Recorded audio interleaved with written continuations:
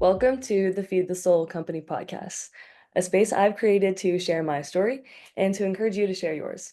I'm your host, Liv Setla, and I can't thank you enough for being here.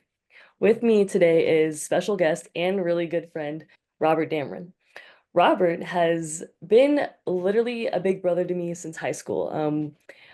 We met, I think I was in middle school at the time. He's a year older than me. Went to the same middle school, same high school, and when I moved from California to Michigan, just kind of wrapped his arms around me and my sister when we came there.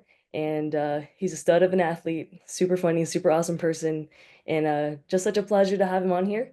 Um, not only is he my friend, but he is actually the on the US National Futsal team, and he's a goalkeeper for them. Not only that, but he was nominated for the US Futsal Player of the Year in 2023. So awesome, awesome stuff that Robert's doing. And here he is with us today. Robert, I'll give you a chance to introduce yourself to the podcast. Alrighty. Hey guys, how's it going? My name is Robert Damron. I've known Libby for what, 9-ish years now? Something like that. A long, long time. Long, long, Wow. long time. Years. Yeah. Wow. Saying it out loud is kind of crazy. I know. Yeah, like she said, we met in middle school. We actually met through her sister. Her sister is a good friend of mine, Naya. Yep, Um, yep. and I think it was on the track team maybe where we first started being friends. And Oh my gosh. Yeah, I forgot about that. I was trying to think of yeah. it. I was like, I remember we were on like a rec soccer league team kind of toward the end of my high school year, like junior year. But I was like, where did this really start? And it was, I think it was track in middle It was school. like middle school track. I think Nia and I did high jump or something like that, and that's when Yes, we yes, first. that's it. Yeah. But yeah, so we've known each other for a long time. Like she said, I've always thought of her and her sister as sisters to me. Um, yeah, they've had a big impact on my life, and I'm so very lucky to have them in my life, and I'm very very happy to be here. So thank you for having Oh, me. I'm so happy to have you here. Okay, so for our listeners, I know a little bit more about your story, but just to give them a little bit of a background and then for you to share more on it, Robert was kind of in the same grind with me and my sister of trying to get into college athletics after high school. So we kind of related on the grind of academics of Northville High School, coming to school, then going to practice, for club. It was for him it was club soccer. And as our journeys have gone on, changes and things have happened. My sister and I have gone into college athletics, and then Robert, he's had some things happen in his story, and I just want you to share more about uh, your story and how you came to be where you are today. For sure, for sure. Yeah. Growing up, for me, everything revolved around soccer.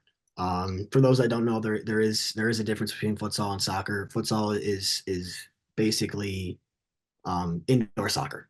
It's like a combination between hockey, soccer, and basketball. It's 5 versus 5 soccer on a hardwood surface with smaller goals. It's a really high-paced game.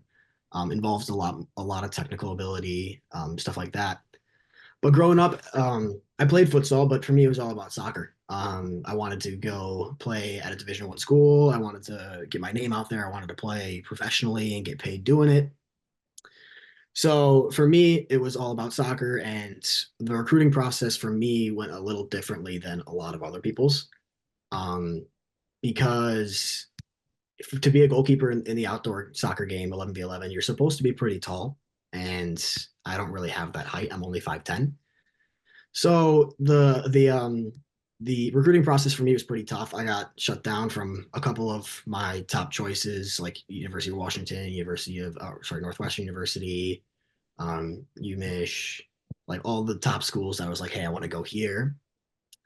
And I think a part of it had to do with my height. So I ended up at a small NAIA school in Livonia, Michigan, called Madonna University, which was great for me because I'd had the coach for a long time. He coached me in my club career, and a lot of my friends went there, so it was a comfortable place for me to go.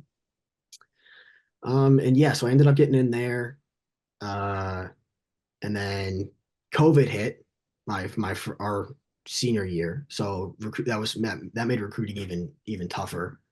So yeah, once I was in there, it was the COVID year. My freshman year was pretty much we trained, but it was all like social distance training. It was really difficult to do. Um, and then I ended up starting the last 8 games of the season after being on the bench for the majority of my freshman year. Last 8 games of the year, I ended up starting and earned my coach's trust. Um, but then the issue came in of I had just gotten asked to attend a United States National Futsal team camp. And I performed well, and they were like, hey, we want to bring you in again and get another look at you. So I'm talking to my coach about all this, and I'm saying, hey, I'm getting all these opportunities with the national futsal team. And I know it's not a good time for me to leave right now, but I'd like to see where this goes. And he was upset with it, rightfully so.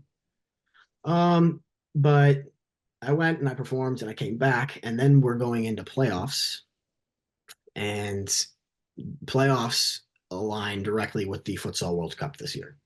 And this is where it all gets really interesting. Mm, So my freshman year, we're going into playoffs, and I get a call from the futsal national team coach saying, "Hey, we want to bring you to the World Cup." And sparks are going off in my head. I'm like, "What do I do here? I'm obviously cannot decline the opportunity of a lifetime to go play in a World Cup, but I'm also letting some people down. I'm like, in terms of my college career." yeah. So I went to my coach, and he obviously was not very happy. My college coach, and he was obviously not very happy with me making this decision to leave. But I wouldn't change it for the world. I got this opportunity to play in the World Cup and represent my country on the world stage.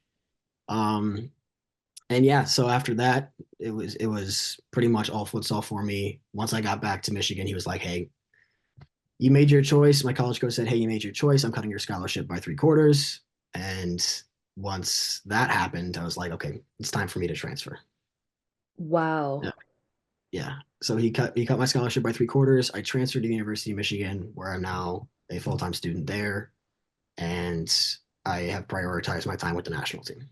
So Wow, Robert. Okay, a couple things I want to touch on. okay. First of all, the burning question in my head. I'm gonna say this one first, and then there's another thing I want to touch on. You were asked the opportunity of a lifetime, and so glad you took it. I'm sitting here like, yeah, of course, that's what you should do.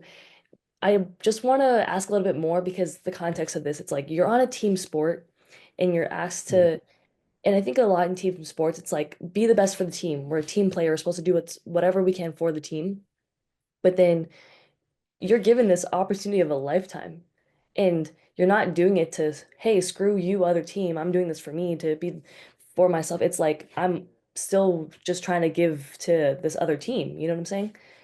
How are you able to decide and make that decision for yourself and be okay with that, even with the consequences that came after? For sure. Um, it was a difficult decision, um, but it ended up being the easiest the easiest decision I've ever made, if that makes any sense at all. So the playoffs actually got canceled because of COVID. And I didn't know Oh, until I was getting ready to leave. So I was like, okay, I'm not really missing anything, but my coach saw it as, hey, you were ready to bail on your team. yeah. And I was like, yeah, that's completely fair. But the thing that really stuck out to me, is the fact that he came to me and said, I want you to be the one to tell your teammates that you're bailing on them. And he worded it similarly to that. I don't know if it was exactly like that, but he Mhm. worded it in a way where he was like, "Hey, you have to go to your team and tell them that you're giving up on them," which just simply wasn't true. And I did. I went to my team and I was like, "Hey guys, I want you all to know I'm going to the World Cup, and I'm sorry that I'm not going to be able to be there for you during playoffs." This was before we knew they were canceled, but yeah, I won't be able to be there, and I'm super sorry. I hope you guys forgive me. And then I was just overwhelmed with support. I thought I really didn't think that the guys were going to be like, "Hey, screw you, you're leaving us." But they were just overwhelming with support. They're like, "This is an amazing opportunity, and we're glad that you're taking this." I think any of us would take this opportunity in a heartbeat. Um, and at that moment, I was like, I've got some really amazing people behind me, and I owe it to them to go and make the most of this opportunity. Wow, I really love that answer. And Again, I guess it's unfortunate that the playoffs were canceled, but I guess that's another sign from the universe, like you made the Yeah, right decision. for sure. Um, the other question I had with your just your answer with your story, I wanted to ask, you've been at a lot of different levels, playing at the high school level, moving, uh, transitioning to the NAIA. Then professionally, first off, I want to touch on the NAIA experience. I know, especially, I know we both felt this in Michigan because Big Ten is surrounding us and it's either D1 or bust. It feels like there's no other options. How was that for you going to NAIA, which is a great option? That route, JUCO route, great options, but I guess just not talked about a lot. Can you speak on that experience and maybe how that's helped you? Yeah, of course. I think you hit the nail on the head. I think they're very underrated routes, and I think um they're really good ways to go. I know a lot of NAI in terms of soccer. I know a lot of NAIA teams that would straight up beat D1 teams, and I think the division is a lot of a label and nothing more. Um, like yeah, obviously there are some very high level D1 teams, and they'll probably beat most if not all NAIA teams. But the term D1 comes from school size and funding. And and a lot of the time you have these athletes that are very, very good athletes, but maybe not wealthy enough to go to a Division One school or didn't have the grades that align with your University of Michigan or your Colgates or like your top level um like state schools. Right. And I think that's where like a lot of talent can go unnoticed. And I think the NAIA route or the JUCO route are really, really, really good ways for athletes to continue to do what they love. And it's high level stuff too. It's not like, hey, I'm going to JUCO, which means the soccer's gonna be bad. No, it just means it's a smaller school. Different So route. yeah, exactly. I really love that, and I think so glad you shared that with us because I think more people need to hear that and know that. And then you're like one of one coming going that route and then making it professionally. Now you're experiencing another level of sport. Now talk about this transition, this new phase you're in.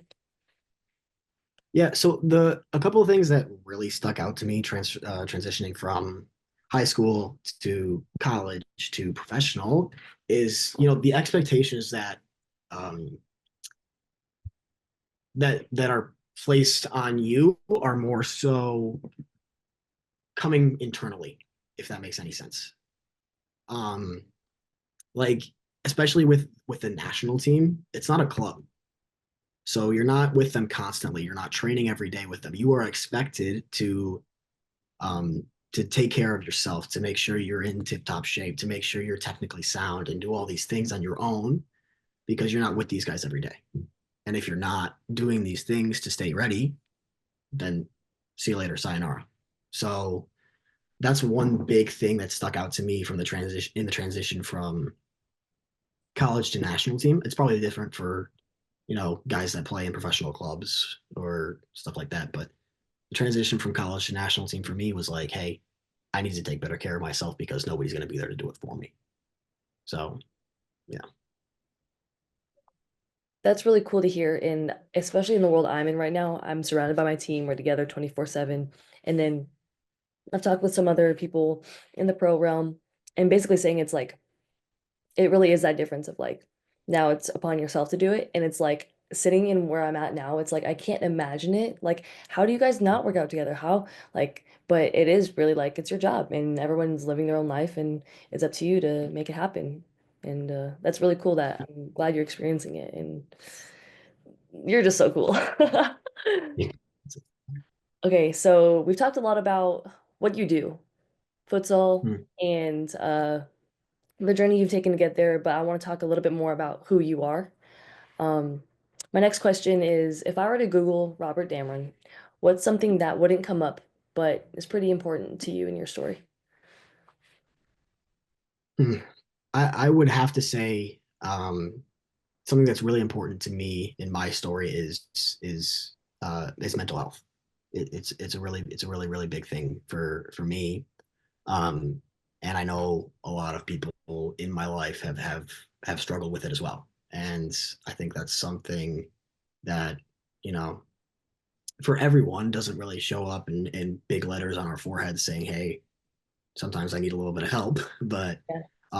that's been a really big thing in my life is my mental health and how going from these different levels from skirting around in middle school to buckling down in high school and going to college and then realizing, hey, I'm in the national team. It takes a toll. It does take a toll, and there are and I'm blessed to have the resources that I do because for me, mental health is one of the biggest drivers in just staying at the top, not staying at the top, but like um, being the best athlete you can be. A lot of it comes from mental health. So I think that's something that is really important to me.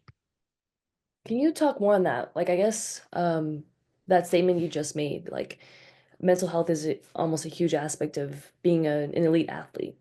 Mm-hmm. And as a young athlete, we play sports just because they're fun, but this mental aspect doesn't come till later. Can you kind of talk about maybe when you realized this or some parts of your mental health in that journey? Mm-hmm. For sure. I think for me, in the last two-ish years, it's really come to light how important your mental state is as an athlete. Because in my position, there are that like goalkeeping and futsal, we get a lot of head injuries. It's just part of the game. Like we get hit in the face a lot. So about a year or two ago, I was, getting head injury after head injury. Not like super major concussions, but like I was getting beaten up a lot.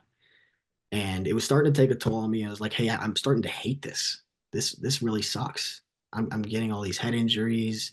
Um, and there's other stuff going on with me in the background that I'm already not there fully. And this is about the time that I started going to therapy myself. Because I after all these head injuries, I was like, hey, is it time to just hang up the boots? I'm 21 years old. I'm talking about retiring already. Um, which was absolutely crazy to me. Um, but yeah, I started going to therapy to, just talk about my issues. And not all of them are sports based, not all of them are stemming from futsal. But just having that outlet to, talk a little bit about what's going on, getting some strategies on how I can combat these thoughts and these issues going on in my head. Um, and it really led me to realize why I love playing futsal, why I love playing my sport. It's not about, always winning or always being healthy. It's about, you know, do I enjoy doing what I do? And stepping out on that court, looking around me and seeing a bunch of people holding up American flags or like stuff like that. That's where it's like, oh shit, this is why I do what I love, or I love what I do. Yeah. So yeah, that was a big driver for me was that. I think that's really huge. And I'm so thank you for sharing this because I think when you were like 20, 21 at the time of starting therapy, did you take that upon yourself and how did you kind of navigate that starting out? Yeah, so a lot of it was the head injuries and I was in college and I had some substance abuse issues, and I was hurting the people around me that I cared about most. And there was one night in particular where I woke up the next morning and I was like, "Holy crap! I need to fix this. This has been I'm not only being bad to myself now, I'm being bad to those around me." And that was the switch in my head where I was like, you know what, you need to make a change and you need to pursue some therapy. And yeah, it came from within, but it was driven by the fact that the people that I cared about most were suffering, and it was my fault. So obviously I had some help with it. These friends that I'm talking about right now, they were behind me and they were like, hey, I think this is a good idea when I asked them about it, and they supported me. And I'm happy to say that they still are very important people in my life. Oh, And yeah, and they've helped me a lot with this process. But therapy was a big decision for me. So I am so proud of you for taking that step because that is so unbelievably hard because not only, first of all, to have the self-awareness to be like, I'm hurting people around me, like, and then to actually realize you need to change and then to really make that change, like, I think that's huge, Robert. I think you need to know that, first of all. And that's not thank you. easy. Um, I I was gonna ask you a question, but I just needed to sit on that for a second. Like that's huge. It really is. Thank you. Um, oh, this is my next thing I wanted to ask. So, uh, I think coincidentally enough, you might be the first male on my podcast. I didn't mean it to be this way, but I am like super excited about this. I think that's another aspect to this. So maybe if you want to speak on like, I don't even know my question here, but I feel like, do you feel like men's mental health is different than how women would be approached, or can you just talk a little bit about that?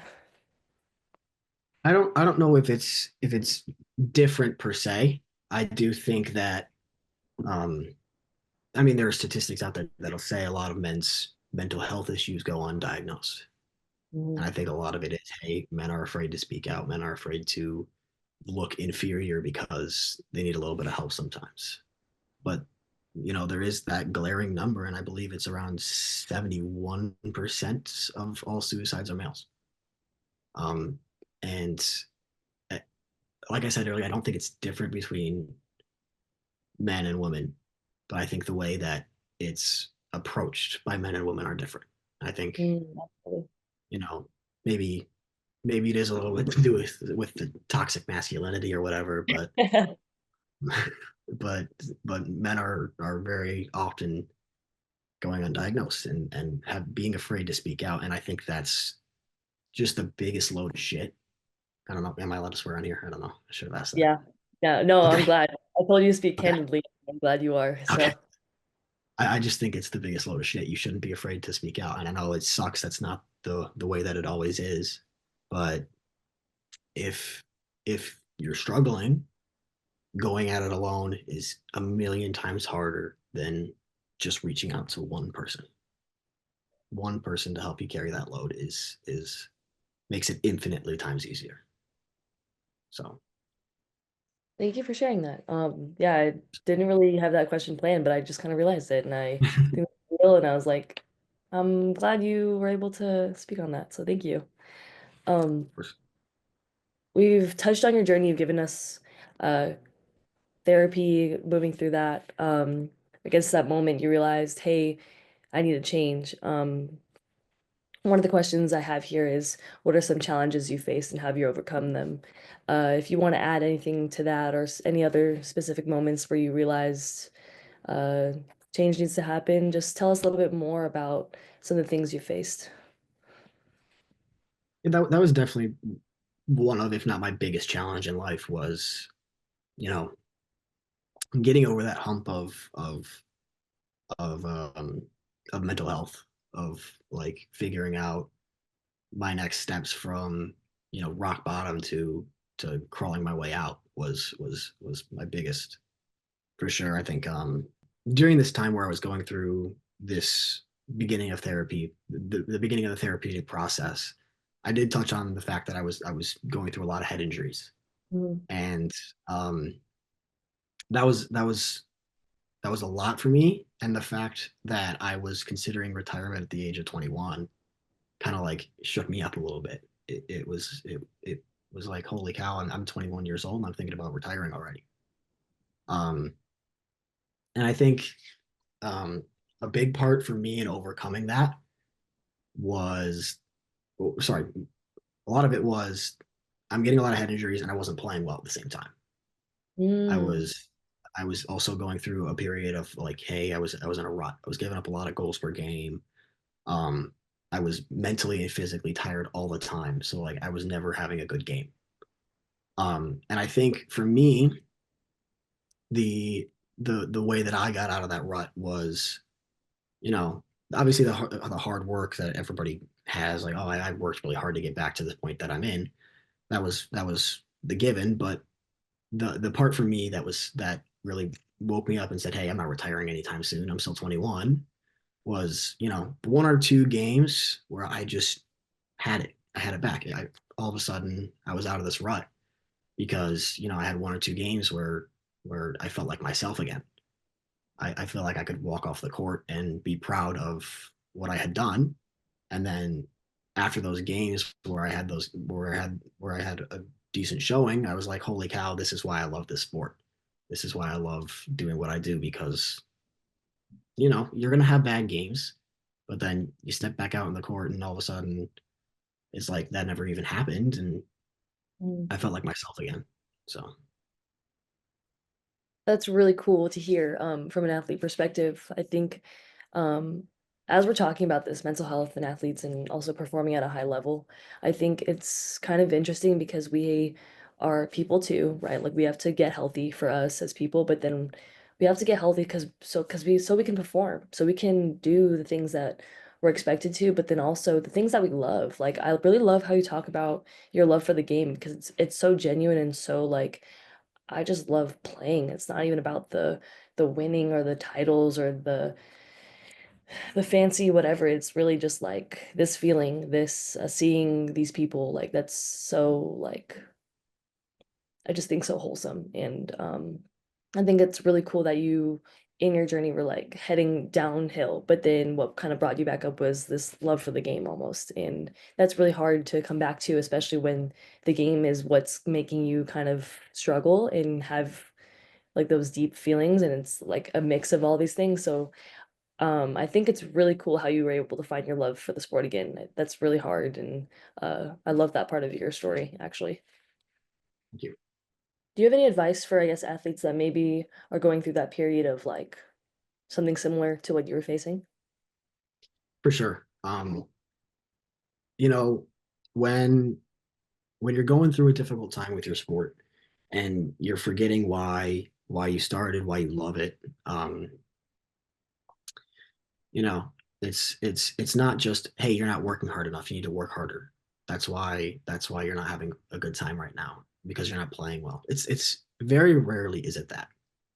Um, the way that I like to look at it is look at where you came from. Look at where you started.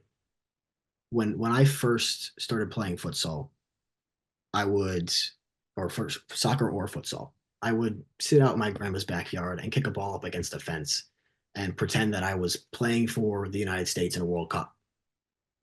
And like that was always the dream. Was always like I'm this little 6 year old kid in my grandma's backyard kicking a ball, saying, "Hey, I want to play in the World Cup for the United States."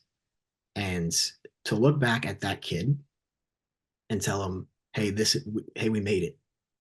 This is why we do what we love is because we made it. We worked and we got to this point and making that little kid proud is why I kept going." So so instead of focusing on, you're not playing well, look back at that 6 year old kid and say, I'm doing it for him or I'm doing it for her. That's the way I look at it. Wow, I really love that answer, Robert. Thank you for sharing that. I know some of my sisters are gonna love that too. So yeah, I love that. Okay, so I'm moving to tell us a little bit more about a day in the life of being a US national futsal player. Okay. Um, so you want to know about the life of a U.S. national football player, or you want to know what I'm doing on a daily basis right now? Let's do the life of Robert Damron. Keep it real. Okay.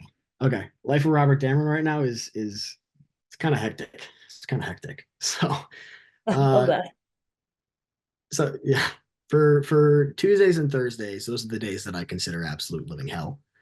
Um, I'll wake up, I'll wake up at 6 a.m. and I'll go to the gym real quick, get an hour and a half lift in, mixing it up.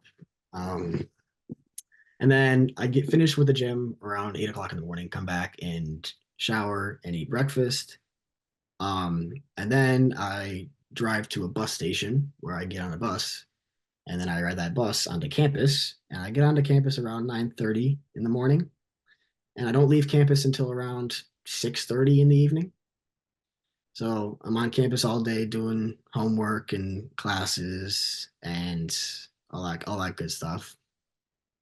Then when I get back from campus around 6:30, it's a little bit of homework if I can, make some dinner, and then I have practice from depending on the day. It's either 7 to 9 or it's 8 to 10. So I'll have my session, finish my session, come home and shower. If I can do some homework, I'll get some homework done, and then it's sleep, and then wake up the next day. And Mondays and Wednesdays, I typically have a little bit of a freer morning, so that's when I get a lot of my homework done. But then it's pretty much the same thing. Wow. I just need to comment on this because just a reminder for people in my situation to stay grateful. Like I think a lot of the D1 world we kind of complain about like, oh, we have to do this, then we do this. But I think first of all, at least our university, the place we go to school, like we complain about having two full-time jobs, student and athlete, but at least the school that we're playing for is the school that we're playing for in the sense that like they will work around our schedule to get things done. Like school will pay for our flights, pay for those things, or like um we have classes on certain days, they will set that up for us to make sure our athletics is like obviously student before athlete, but like they work together in a sense. Your schedule sounds like you have your full-time student job. You're at school all day. Then when you come home, you have your futsal job late at night. Like Michigan's not going to help you with your futsal job. Like as much as like that would be awesome, but it's like you're doing this upon yourself. And I think like really talk about two full-time jobs there. So kudos to you, Robert. Seriously. Thank you. I do like the way that you say um, student is a full-time job, because I think a lot of people that don't understand, or maybe haven't gotten to that point yet in their lives where they are full-time students, like you and I, it is a full-time job. And um, you know, not you're not just going to class from 9 to 5, but then you're coming home and you're studying for exams or you're doing homework assignments. It is like a full-time 9 to 5 job. And um, for student athletes like us, it's very easy for all of it to become overwhelming because we're doing this full-time job and then we're also being athletes on the side. And sometimes, hey, my grades are suffering or I'm not playing well. And that really starts to stack up in the mind. And it becomes overwhelming and it makes all these situations so much worse. And I think it's super important for, again, sorry, I took this back to therapy for a second, but a lot of Yeah. student athletes, yeah, a lot of student athletes should consider pursuing it. And I think I'm not sure if UNLV is one of them, but a lot of schools have sports psychologists, which I Mhm. think is really, Yeah. really important. It's cool. We have I believe two. I think at one point we had three, but Okay. UNLV does a really good job of providing resources and I really hope that other institutions do the same. But to speak on that, like the importance of that, for me and my experience with therapy, I started in high school, but it was very on and off. I just felt like I only needed to go when I was feeling bad because I felt like okay, when I was good, I was like, okay, let me think of bad things to say in therapy. But I think what people need to realize is you can still go to therapy when you're good. Like, I'm a huge like advocate for going just to have a check-in. Like, I think I was gonna set one time up soon for myself. Just like I've been doing well, but it's like just to have a chance to just talk about myself, give myself space to um speak freely on my mind. I think that's so healing for people and Mm. does more than what people think. And it's like, oh, well, it's like sports psychologist or therapy. It's scary, but that's why we're having these conversations. It's really just people talking to each other, and that's how we feel better. We feel better through connection and being heard. And why not feel better? So you know what I'm saying? Like if it was physical, like if you hurt your or if your legs were sore or something, you would go make sure that was taken care of. But it's the mind, so why not treat it like anything else? And that's a little bit on my tangent on my experience of therapy, but it's like if it's gonna make you feel better, why not? And I know most people, or I don't know about most people, I won't say that, but if therapy isn't for you, that's okay too. But since we're talking about it in your episode, I'm so happy that it's been a huge aspect to your story and that you're advocating for it. I think it's really huge, and I just love that. Yeah. What one thing that sorry before we move on is I like what you said about it going in for checkups every now and then, even if you are doing fine. The way that I think about it, it's not like a punishment, it's like a homework assignment. And Hmm. if you procrastinate and you leave it till the last second, it's going to be a lot of fucking work. But if you take these regular checkups and you go in, and even if you are feeling well, and you go talk about these things, then it doesn't start to pile on towards the end, and you don't get to Sunday night at 11:59 and you realize, hey, I've got a paper due in 1 minute. Like, Yeah. nah, I did the work beforehand, and it never really got to this point. So Robert, I really like that. I think I actually really needed to hear that because, like I said, I'm thinking about setting a time up for myself, and I'm like waiting. I'm like, let me just wait till it gets bad. I don't need it right now, but let me just wait a little bit. Maybe I have some more time. I have more in me. But it's like, you're right. I'm just procrastinating it, and then it is gonna get worse because I'm procrastinating it. So, um, I love that. yeah, don't procrastinate that stuff. Yeah. It's No. easier when it's easier when it's manageable. So true. Okay. Here's my big question for you. Given the schedule you have, the time you have to work with, which is clearly limited, how do you take care of yourself? How do you finish a night at 10 p.m., maybe even later, and then get up and do it all over again 6 in the morning? How do you feed your soul? That is a good question. I think sometimes I lack in this department. I don't necessarily do some things that I should do to decompress, but some ways that I that I do really like to decompress. I watch way too much YouTube. I watch like an unhealthy amount of YouTube, and I'm sure you can see behind me. I'm a huge nerd. I watch a lot of anime as well. Well, not a lot of anime, but I've watched through a couple animes like 3 or 4 times. Um, but yeah, those the little nerdy things that like you would think like a 12-year-old's out there doing. That's what I do. Like I watch Pokemon videos on YouTube. I do that kind of stupid shit, and that's the way that I really like decompress after a long day. You know, um, I just worked. I basically been up for 17 hours. You know what I really want to do right now? I just want to fucking sit here and watch somebody play Pokemon. But I love that. First of all, the beginning of that answer, just like I lack in that department. I think a lot of people I bring on here feel like, okay, I have to have it figured out, or this is what it is. But it's like, like that's so real. Like and I'm the creator of this podcast, and do I take time for myself every single day? No, sometimes it just doesn't happen. But the goal is to do it enough where I can keep going, and I'm glad one you found like even if it's YouTube or like you say it's that nerdy stuff, but it's like but that's real. I love that because stuff like that makes you feel better, and I just love it. I love that. Robert, I can't thank you enough for being here. Like I'm so glad that we were able to set this up and do this. And but before I let you go to watch some Pokemon videos, is there anything else you'd like to share? uh, I mean, don't be afraid to reach out for help. I think that's the big my big takeaway is always don't be afraid to reach out for help. You're never too strong. You're never too tough. Don't act like you're too tough. You're not. Don't be that guy. If you're going through shit, ask somebody for fucking help. That's yeah. That's what I would share. That's the message that I would share to everyone. You're not tough. Get help. Go get help. I love that. Well, listeners, go get some help. Thanks for listening in on this episode and stay tuned for the next one. Thanks so much for being here. Thanks for having me, Liv.